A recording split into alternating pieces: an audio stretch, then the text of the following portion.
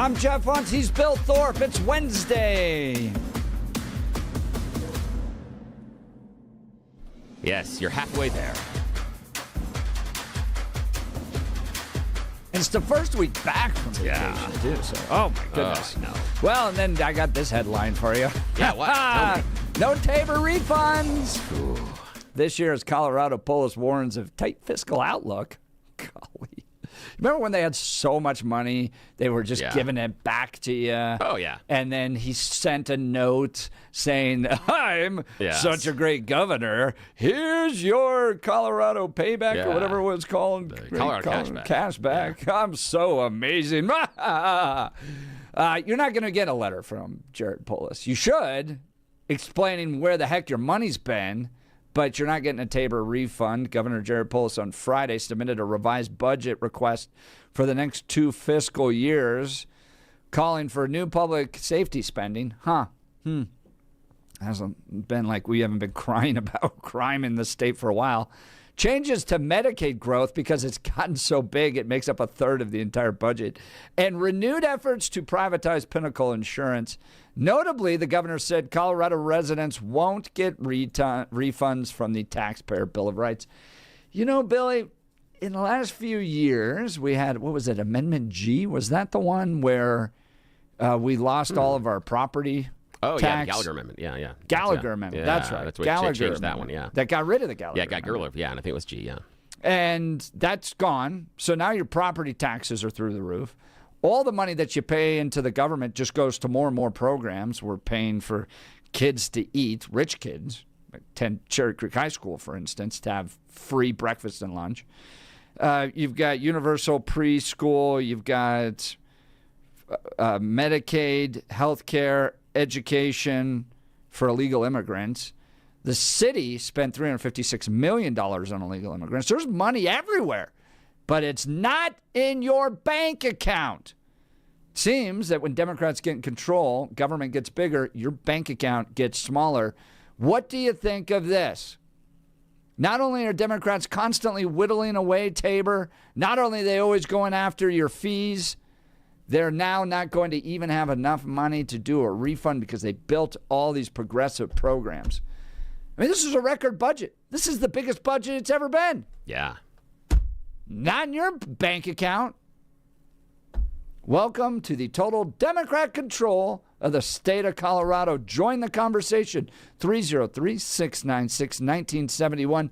Text us on the Dan Caplis Law text line at 720-819-5115. Now is time for the news. Blake Olson. Blake Olson, news and comment.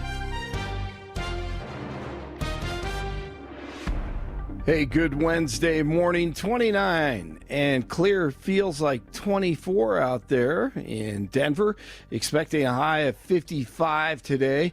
News sponsored by Pastor Camp Heating and Air Conditioning at 303-777-1234 to learn more about special savings opportunities on Lennox equipment. Our top story. We're finally in a season where people are responding with excitement, enthusiasm, and confidence in my campaign that there's a candidate who can actually win the general. Victor Marks is running for governor, and he says he has the funding. He was on the show last hour with Jeff and Billy, and you heard it here first. His campaign has raised over $600,000, and there's a lot of energy around Marks. People know I'm not a politician, and I'm not about politicking, and I think they see a consistency of what I've said from the beginning and how I've refused to play by the handbook or playbook of a lot of politicians. I just said I wouldn't do it. And what I mean by that is I've been told by other candidates and groups, you have to come here, you have to speak, you have to do this. And I would say, well, we have a very disciplined, structured, strategic approach to campaigning. We're going to stick to it. They'd say, but the people need to know. And I would go, well, if the object is to win the general election and I'm winning, I'll stick to what we're doing because the people from all 64 counties in Colorado are proving it that I'm their choice. Impressive. Amen. And he says he's bringing back plastic bags. Let's go. That's one reason alone. Have you guys seen how the like thicker plastic bags that we all have to drive around in our cars with now are worse for the environment? Like they definitely don't degrade. Absolutely. Well, it's the thing for me on those bag things, as I was texting with someone, I am not against bringing my own bags because the ones that I use now are simply just more efficient. I can get more into them. I can use them. They're more efficient. But what I dislike is the idea that the choice is mandated, because I don't see the cost benefit on the other end, or even the environmental benefit necessarily.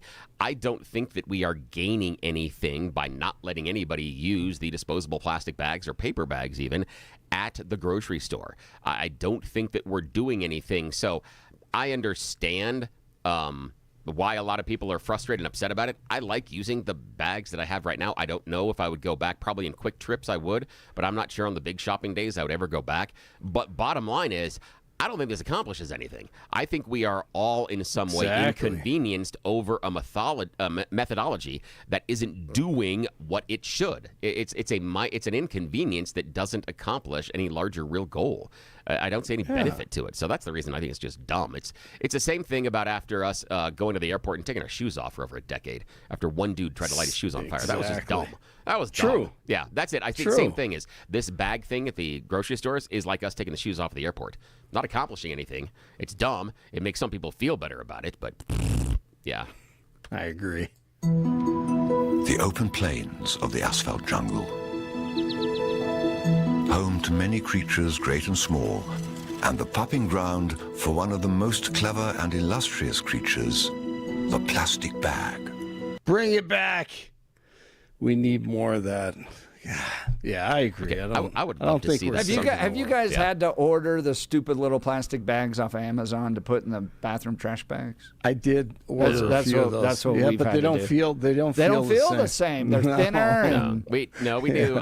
I just buy the short can bags. Because you can have tall kitchen bags and shorts, and so I just buy the short ones, and they roll over the side. And the reason that I need that extra 6 inches of lip over the top is because most of the children in my house believe that a trash can is a geometric challenge to try to push physics, to get as much in there as possible so that you can avoid taking it out. So it's I don't know if there's some sort of a game in our house that the person that takes out the trash is the loser, but evidently I'm losing a lot. No doubt. I mean, I know we sound selfish and all that, but please give me a break, man. It just made life so much easier with the plastic bags at the store. Yeah, I want them back. Absolutely. And straws. Can we talk about the straws, too? Oh, how terrible yeah. those go? I was always confused as to why we lived in two polar universes. One where plastic straws never biodegrade and end up in the noses of turtles, right, and live for 1,000 years, and then straws that can't make it through a meal. There's no in between on that. I don't want straws that are around, to the year 3000 either. But I would like to be able to finish my dinner without the straw falling apart and paper ending up in my mouth. Oh man, maybe we will get back to normal. In our house, that we'd made this switch, and it's been weirdly effective for the kids. Glass straws. We have a series of them. They go in the dishwasher and they can be used. You don't like those? Great. No, They're great. Oh yeah, no. They have been absolutely wonderful. Now again, I would not recommend. Now this is home use. I'm not advocating for this to be out at McDonald's or Burger King. Toddlers tossing those things around. No. But I'm just saying I was surprised when we got them at first. I was like, oh, this is just dumb. But they have been remarkably effective, and the kids use them all the time in their tea and milkshakes and other things that they do. And so I'm just saying, saying. This is one of the things that I'm like, oh, this is just stupid. But inside of our house usage, it's been wonderful. Larger restaurant or public usage, very, very stupid. This is an individual house use only. There's no call for those things to be outside of the house at any point in time. They're dangerous. You wouldn't put them in a purse. They'd break. There are all sorts of things that are wrong with them. But I just was surprised. Inside of our house, it has been remarkably good. And they haven't broken all of them. We only lost like 2. Suzanne's texting in saying, I'm lazy for using a straw. That's laziness. Okay. I don't think Suzanne's not going to like this about me. I double straw. Oh, man. And here's What's wrong with you? And here's the reason why. It is completely and totally stupid. And I love the fact that my wife understands this neuroses that I have, and she embraces it fully. She knows if she has my drink, she will put 2 straws in it. And the reason is, and it is stupid, and I can't break the habit now. The reason is, growing up, when you're running around with your friends, how do you know which drink is yours?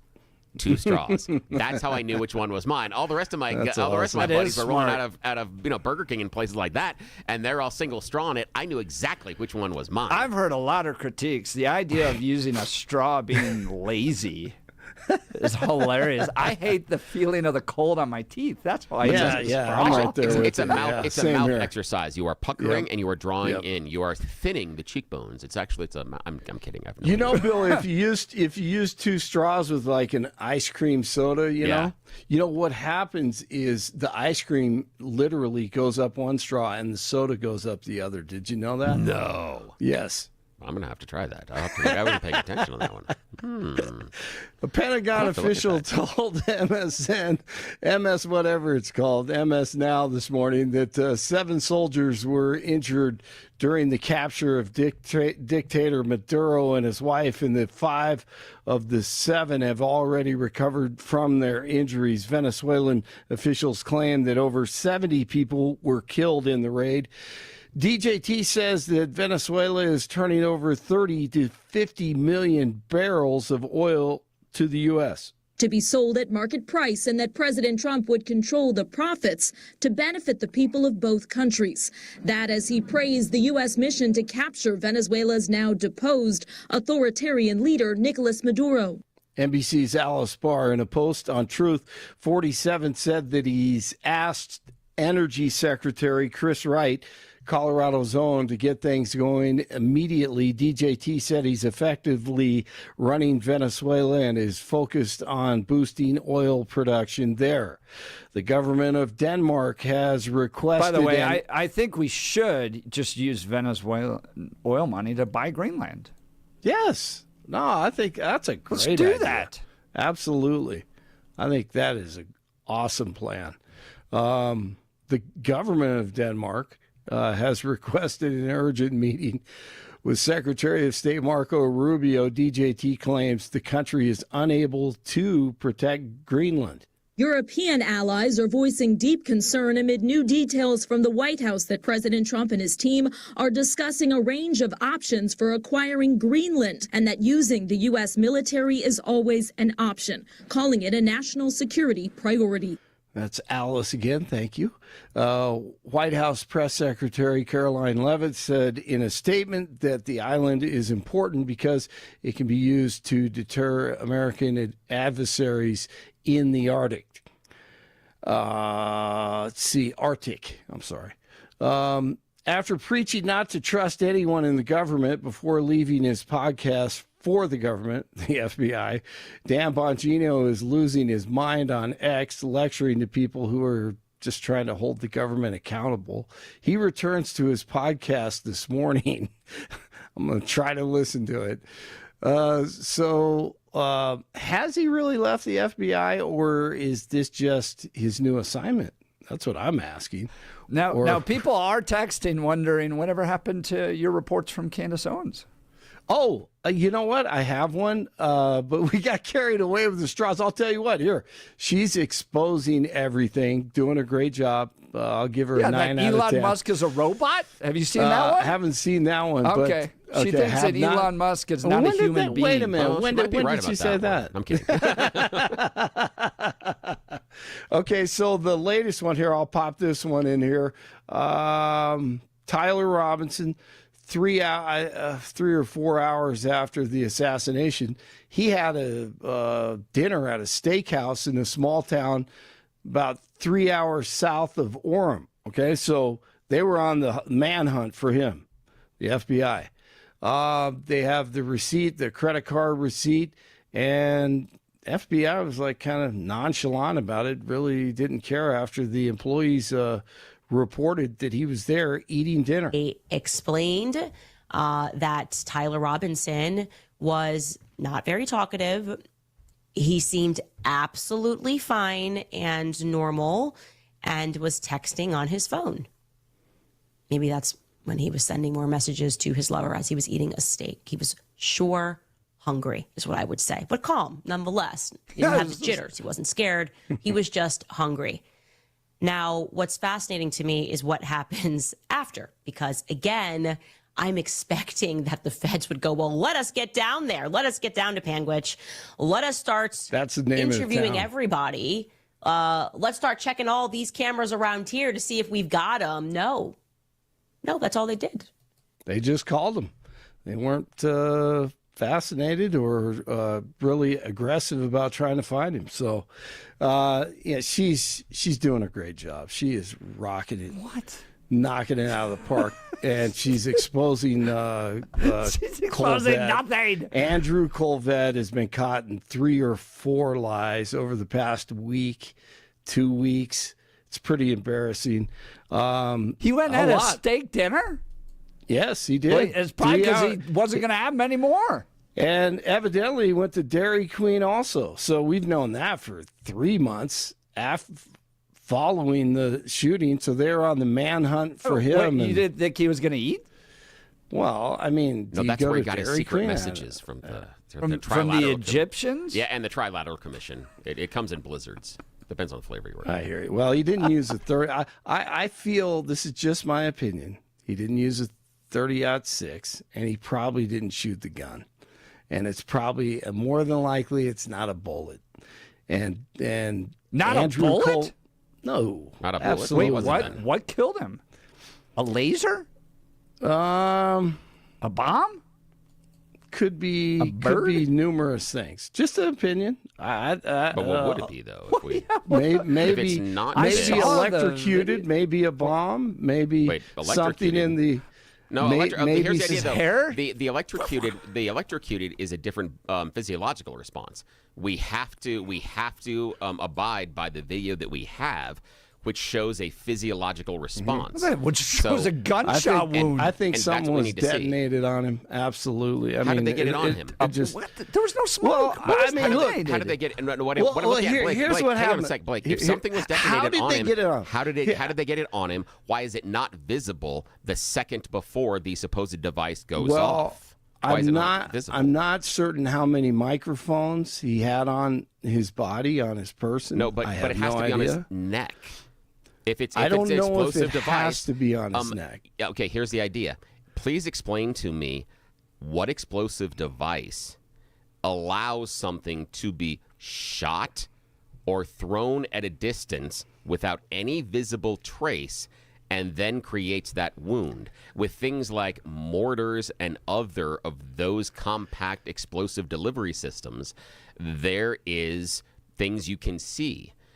So even if you put the microphones on him, so you're talking about a microphone being a small mortar that then shoots into. That's what it looks like. Here's the thing: it doesn't look like that at all from what I see, because you would see things on the microphone. You would also be able to track projectile. You would see there would be discharge. There would be a whole series of things that would have to happen. Also, you'd have to explain the angle of where it got into, and then also why you would assume that the microphone would be placed in exactly the position in order to hit his neck. Because once you put it on him, he moves.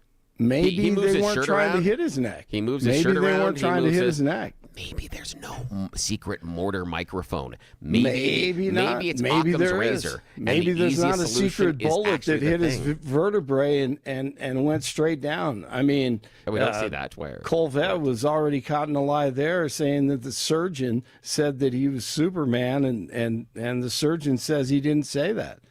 He would have broken HIPAA laws. So There are a lot of questions. You don't believe it. I don't believe it. You don't believe what I say. I don't believe what they I don't say. believe what Candace says. It's not you. It's what Candace says. They've given you a new nickname, Blake. True. On the text messages. You are now known as Blake Owens. Okay, that's fine. I don't know if my wife will like I that. just see them Candace. Blake Olson, Blake Owens. All right, I'll tag out with that this hour. College football playoffs tomorrow. Don't forget that. Miami and Ole Miss in the Fiesta Bowl. The Lightning strike the Avs last night, 4-2 in Tampa, 27 in Brighton, 28 in Englewood, 29 in Denver. You're waking up with Jeff and Billy on a Wednesday. Blake Owens, News Talk 710 KNUS. More of the same. Sunny to partly sunny skies, unseasonably mild with mid to upper 50s today. Lows tonight near 30, and partly cloudy skies, middle to upper 50s Wednesday, 30s Wednesday night. We actually have a change in the weather coming at the end of the week. Actually could have some winter weather. Becoming cloudy Wednesday night with areas of light snow developing Thursday. Highs Thursday will be low to mid 40s and temperatures falling. Light snow Thursday night, much colder upper teens. Cold Friday, a few snow showers, highs 30s. Meteorologist Don Day in the 710 KNUS Weather Center.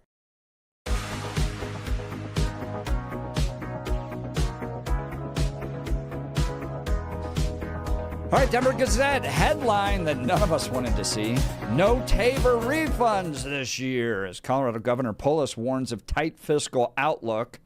Governor Polis has submitted a revised budget request for the next 2 fiscal years, calling for new public safety spending, changes to Medicaid growth, and renewed efforts to privatize Pinnacle Insurance. They need the money. There's that old adage from Margaret Thatcher, right? Socialism's great until you run out of other people's money. Well, just remember, they started with we're going to tax the billionaires. And then it was, we're going to tax the millionaires. And then we're going to tax anybody who makes over $300,000. Now it's you. It's all of you. They're keeping the money. Notably, the governor said residents won't get refunds from the Taxpayer Bill of Rights. We're focused on protecting the issues that Coloradans care most about: education, access to health care, and safety, while delivering a balanced budget for Colorado. In this difficult budget environment, we're doing everything we can to deliver the best possible results for Colorado, and we know that the Joint Budget Committee will have challenging decisions to make in the months ahead. Do you remember, too, they had to do all these, cutbacks, special sessions? Well, it's going to get even more. He writes that we look forward to working with the Joint Budget Committee and the rest of the General Assembly. The new request totaled $48.6 billion, with $18.2 billion in general funds for fiscal year 2025 through 2026 and $50.5 billion for 2026-2027. That's a record. Biggest budget Colorado's ever had. Polis said the state will be about $3.8 million below the TABOR cap, meaning Coloradans will not receive the refund in 2026. However, Governor's office expects the general fund revenue to grow. How do you think that revenue grows, guys? Yeah. It will grow in 2026 and 27, resulting maybe in a surplus of $208 million, but not till next year. Polis said that the state is expected to bring in approximately $87 million less, blaming the congressional budget bill known as H.R. 1 for the predicament. Polis again asked for a 13% budget reserve consistent with his budget requests of late 2025. Democrats argue that the fiscal woes that Colorado's facing are the result of actions of Republicans in Congress and the Trump administration. It's not our fault. We have the ability to tax you and fee you into oblivion. We've increased fees by 3,000%, but it's those guys' fault. It's over there in Washington, D.C. Republicans have countered that Colorado's fiscal challenges are the result of years of incessant government growth and overspending under the Democratic majority. That is the case. He does want to add $34 million to address those competency issues. You know those the problem with just letting these guys out all the time when the state deems them incompetent? $34 million. I don't think that's going to help much. By the way, Bill, I saw a T-shirt that said, "Make insane asylums great again." Ooh, God, ouch. And that's only because I remember some of the problems we had with the original insane asylums. We didn't go around closing them through the Reagan years because they were wonderful places that all the people were there getting the other care side for. is we just throw them out in the street and we don't have any reports. No, I didn't say that was a better option. Yeah. But the idea of going back to that, I don't know. Well, Polis wants to add $34 million. I'm actually okay with that, but I don't think it's enough. In his October budget request, Polis noted that the rate of growth in state Medicaid spending over the last decade has exceeded both the state's revenue growth rate and the TABOR cap. This is really where most of the money is going to Medicaid, which I think there's fraud there, like you're seeing in Minnesota as well. I mean, the fact that all of a sudden our generation needs so much money for health care, it's just kind of crazy. This threatens the long-term sustainability of Medicaid, jeopardizes our ability to continue to fund all eligible Coloradans, and has serious and unacceptable consequences for the entire state budget. Medicaid accounts for about 1/3 of the total general fund spending. Now remember, that's not Medicare. Medicare is what you get when you're older and you've paid into it. Medicaid is supposed to be health care for people that can't afford it. And it accounts for 1/3 of the entire general fund spending. That's out of control, guys. Even Polis says so. He says it's one area where the state can reduce spending without seeing extremely significant impacts. We would need to reduce operating expenditures across all other parts of state government by 23% in order to achieve the same level of Medicaid reductions we're proposing in this budget. So if we don't cut the Medicaid, every other part of the state gets cut by 23%. Good night. And you have money in Medicaid going towards illegal immigrants. You have it going towards people that aren't so desperately poor that they couldn't afford health care. All right, let's go to the phone lines. Francis Golden headlined, "No TABOR refunds this year." What do you think of that? No, it's not surprising particularly. I mean, I don't think it's going to be this year, and I don't think it'll be next year either, because they got to get Medicaid under control. It became Frankenstein's monster with federal matching type stuff. It became a way to balance the budget, as if money was just manna from heaven. But the other thing I was going to mention is that, and I know this on account of this is an area that I practice in, is the Pinnacle. Disaffiliation is how they put it. Yeah. It's Pinnacle buying its freedom from the state. And the article makes it sound like it was Polis's idea. Pinnacle's been trying to do this for like the last 15 years, ever since our friend Morgan Carroll, in the last big budget crisis in 2008, started eyeballing Pinnacle and saying, why can't we just take all that money? Of course, Morgan doesn't understand things very well. It's a mutual fund and it's not your money. But regardless, that was then, this is now. But this is a card that gets played once, and it's going to take probably a couple of years to do this, to untangle them. And the money that is really going to be used to help buy the freedom is para buyout stuff, because that's really the huge liability here. And at least as of a little over 10 years ago, the article says, that could be $400 million. And therefore we can keep a senior property tax exemption afloat, which is supposed to expire this year. Well, like I say, that's a one-time buyout, but it's also way undervalued. Pinnacle was over-reserved about 13 years ago by about $700 million. And that's through an independent accounting.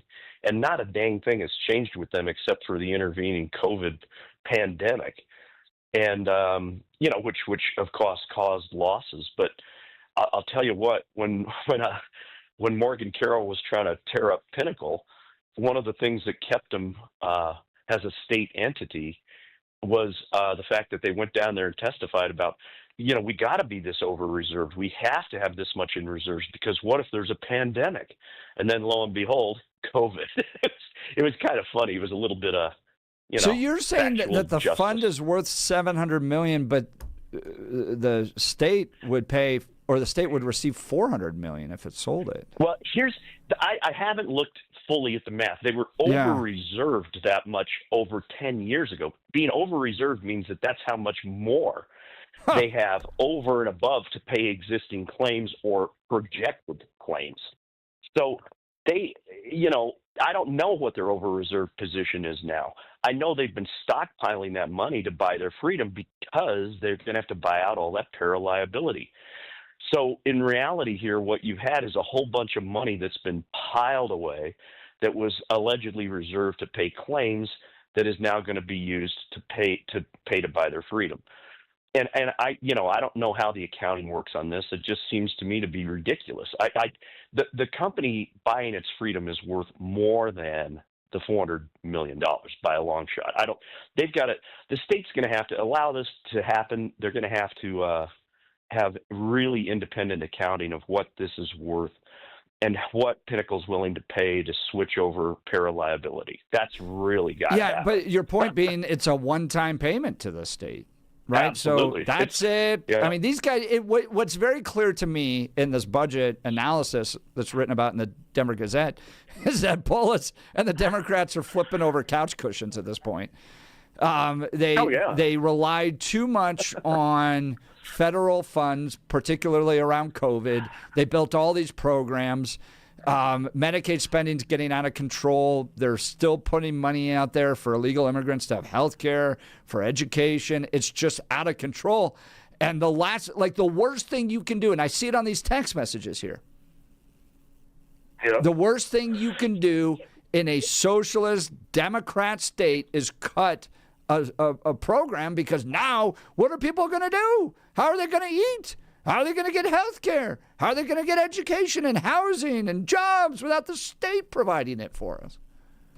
I don't know. There is no good answer for this, except you got to just kind of get off of the crack that is the Medicaid, and you're going to have to just look at programs and individually assess whether you need to keep them, whether they really present any benefit.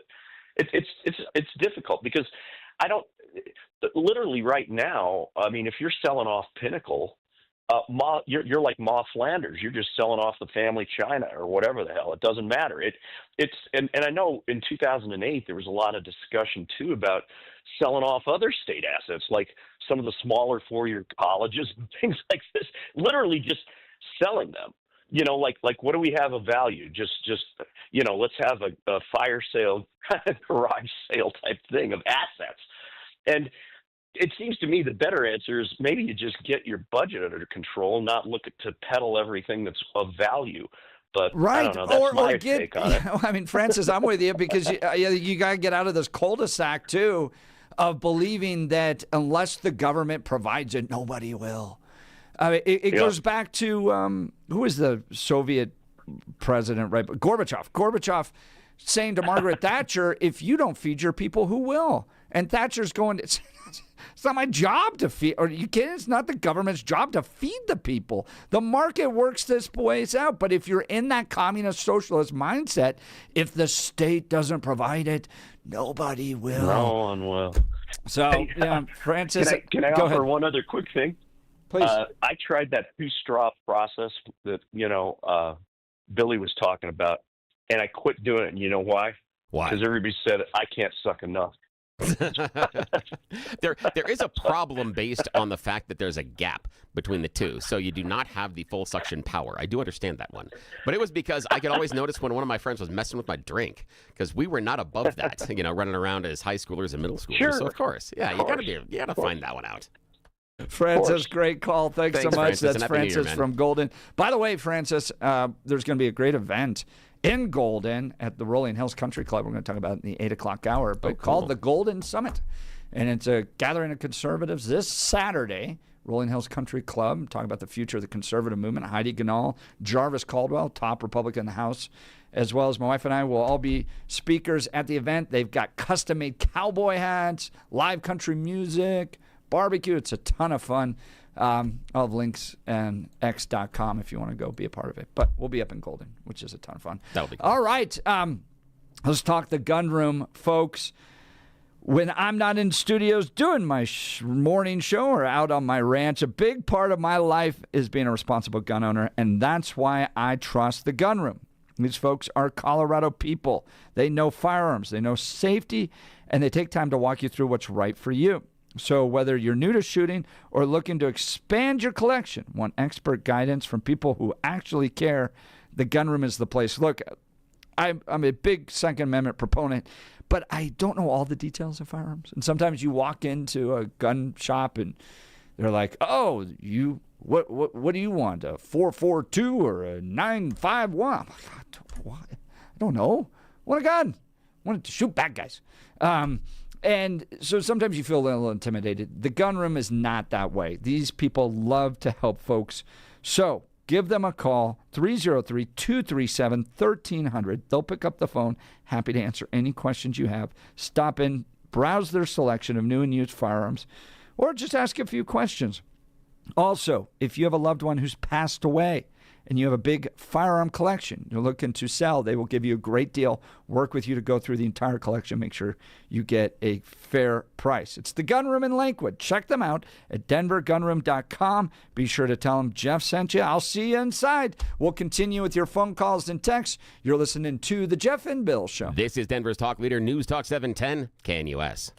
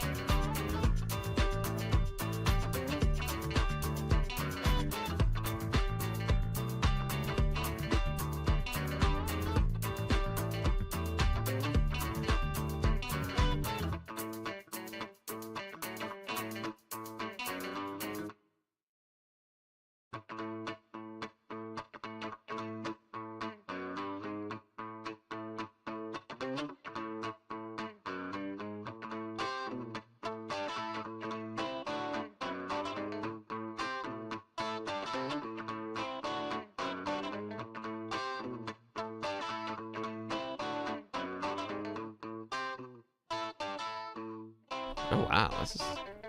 Man, Chris Stapleton, this is nice. I saw the Stapleton show. Not impressed. Oh, really? Why? No. I'm just curious. I've never seen him live.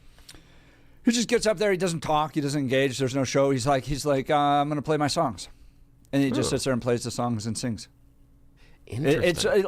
It's one level up from just throwing an iPad up there. Oh, wow. Okay. Yeah, I've always wondered about that with singers, because when you get up on stage, you're asking for people to pay attention. But if you're not that good at audience engagement and entertainment, that can be very difficult. And I've seen some frontmen that are very, very bad at that audience engagement, and some that are absolutely phenomenal. And if you're working as a solo act, that's got to be tough if you're not getting it in there, because part of the reason that people are there to hear you live is to hear those stories.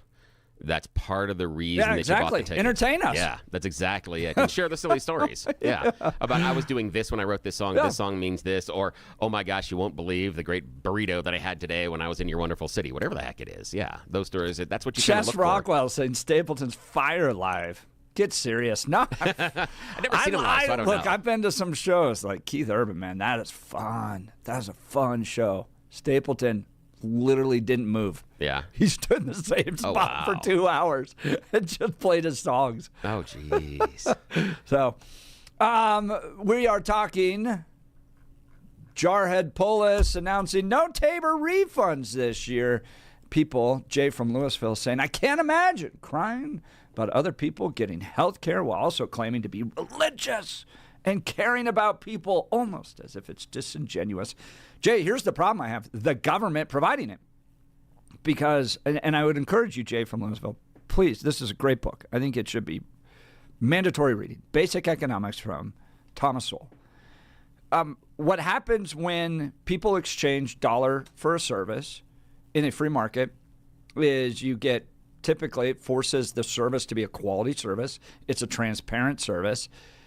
What you've seen in Minnesota and what you see elsewhere is that when the government gets in the way and forces people to give a dollar, then collects the dollar, then somehow determines the service itself, you have lots of other things that get in the way of it. You have the special interests of the government determining what that service is, what it's going to look like. And so it becomes less transparent. The quality goes down. And that's exactly what you're seeing in the state. So what's more disingenuous? Forcing people by the point of a gun, which is a tax, to give up their hard-earned money, hand it to the government that then determines what that health care is going to look like. The service goes down. It gets more expensive. The rest of our services go down. The rest of our services get more expensive. Or saying, let's go back to a free market system where everything else in your life improves in quality and is more transparent than the services you're getting from the healthcare industry. Well, there are a couple of things like it's not Medicaid, but Medicare actually has high approval rate within the people that are using it.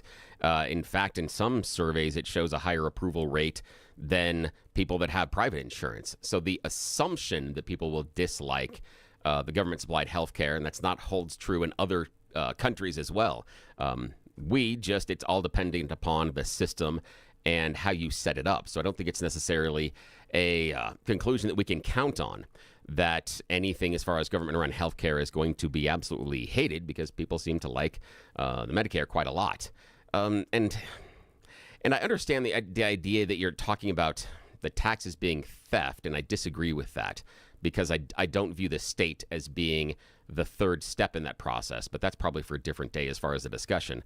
The thing that I'm looking at is the budget cuts and where Polis is choosing to make some of the cuts. And when he's talking about some of the things as far as insurance and healthcare and other programs, those I would submit seem to be priorities to individuals in the state. Making sure that individuals can receive health care seems probably to be more of a priority to maybe myself, maybe you, Jeff, and maybe the larger listeners of the Jeff and Bill show than something like the wolf reintroduction program. And so, or building, the Native American, whatever the hell it is out near, the airport. Yeah, those right. type of things. So the idea is, I think there are other extraneous programs that we can cut funding for, but I think that Polis, in this case, is playing some politics with cutting things that he knows are going to be pain points. I think it's intentional, and I dislike that from him, because if the Jeff and Bill audience was trying to cut the budget, if they were looking into 2026 going, listen, things are tight, we've got to cut back, you're probably chopping off things like those extra subscriptions. You're looking at those things because a lot of little cuts can lead to large cuts, rather than saying we are going to spend 30% less on our groceries. You're going to try to find that 30% less elsewhere. Can we carpool more? Can we do this? Can we change our insurance provider? Can we change, our home insurance? Can we lower rates that way? Do we increase deductibles? There are all sorts of things that we individually do to manipulate our budgets to make things work. And what I'm seeing from Polis is just, we're going to cut the stuff that probably is the most important and will cause the most pain so that you guys are mad at things. Well, Yeah. in part, yeah. I mean, the things that you mentioned there do need to be cut. But what I'm concerned about is we're on a path with healthcare where it's going to get ever more expensive and the quality is going to drop. And this happens everywhere the government gets involved. Everywhere. Education, housing. Look at and then not even to mention the fraud that gets pulled into all this stuff. So what I'm concerned about is that this is going to continue to grow, continue to suffer. The quality is going to go down, and it's going to affect all of us. But prove me wrong. Give me a call, 303-696-1971. Text us on the Dan Caplis Law text line, 720-819-5115. You're listening to The Jeff and Bill Show. We are Denver's talk leader, News Talk 710, KNUS.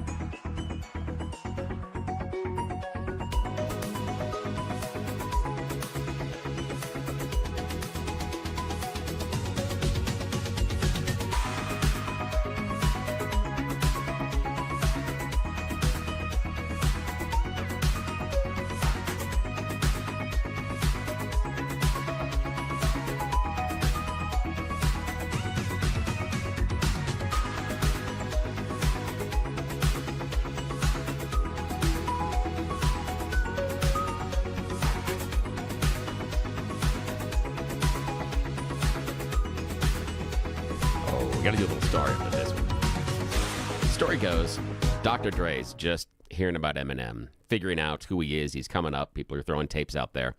He brings him into the studio, very first day. I believe the story, it's kind of fun for the story. He's wearing a bright yellow tracksuit, full yellow, Eminem. So think about that. And he's not a star yet. Walks in, and they've got, and Dre's working with him very first time, and Dre's got that basic beat, the bump, banana, bump, going to the background. And he goes, man, what do you think of this? And he says, M listens to it for about 45 seconds and goes, hi, my name is, what? My name is, and Dre went, stop, okay, hit record, let's do this thing. And that's when Dr. Dre knew that Eminem was special. Yeah. There's some Genius great level stories there. about him. He's really cool. Crazy lib, though. He did a whole thing with Trump getting shot, didn't he? I don't remember. Again, I don't pay as much attention to the politics inside of the music. I really don't. Really? No. You don't? No, I really don't. I separate a lot of that out. I really don't look at the politics because I'm not going to the music for the politics. I'm going to the music for totally something different than that. I recognize that there are some bands out there that absolutely have, politics behind them. Rage Against the Machine, Dropkick Murphys, others, things like that. But, maybe sometimes it's just about, spending some time and getting caught cheating on your wife. Huh, Coldplay fans? Yeah, just saying. All right, this next hour, we're going to talk Trump administration freezing Colorado funding for child care families in, quote, deep poverty. Denver Post sounding the alarm. What are we going to do if the government doesn't provide it for us? Colorado is facing a, quote, devastating, unquote, freeze of federal funds meant for the state's poorest families as part of a broader swipe the Trump administration took at 5 Democrat-led states Tuesday. I don't know. Maybe if progressives were as concerned about $1 billion being used fraudulently on some of these programs, then maybe we could address these. But no, the idea we cut them. This is where I go with the progressive worldview, right? The idea that cutting a program is a worse sin than people being fraudulent in the program. That's mind-blowing to me. Like, you don't see, like, that Nick guy that's going around in Minnesota with all the videos and the left attacking Nick. How dare you expose this? Do you know what this is going to do? This is going to mean cuts. Not the $1 billion in fraud that was done in these programs. Oh, that's an acceptable risk. Except that money comes from hard-working taxpayers who had no choice. They had to pay into this, so they're going to be put in jail. They defrauded those programs up to $1 billion, if not more. And God forbid we actually cut the programs. That's going to get the headlines. All right, we'll continue the debate. You're listening to The Jeff and Bill Show. We are Denver's talk leader. This is News Talk